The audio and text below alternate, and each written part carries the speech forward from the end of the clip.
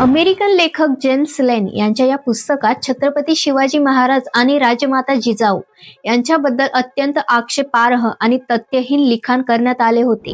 या मजकुरामुळे संपूर्ण महाराष्ट्रात संतापाची लाट उसळली होती. छत्रपती उदयनराजे भोसले आणि या विरोधात सातारा न्यायालयात कायदेशीर लढा दिला होता. या न्यायालयीन प्रक्रियेनंतर आता प्रकाश काने वृत्तपत्रात जाहीर नोटीस देऊन कबूल केले आहे की पुस्तकातील पान क्रमांक 31, 33, 34 आणि 93 वरील मजकूर पडताळणी न करता छापला गेला होता. या चुकीबद्दल त्यांनी छत्रपती उदयनराजे भोसले आणि शिवप्रेमींची बिनशर्त माफी मागितली आहे.